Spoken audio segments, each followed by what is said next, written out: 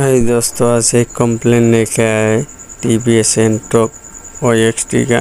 और क्या होता है, साउंड आता है वो साइड से, रिबूस का साउंड आता है। कैसा सॉल्व करना है देखिए आप लोग। और देखिए आप लोग सोच रहे हैं इंजन का अंदर साउंड आ रहा है।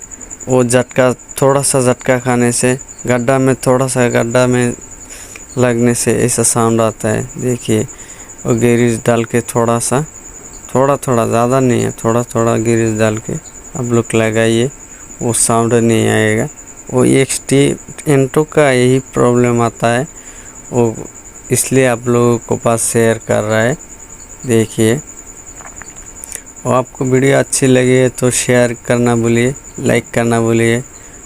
और सब्सक्राइब, नया मेरा चैनल में नया है तो सब्सक्राइब कर लीजिए, बेल आइकन का दबा दीजिए।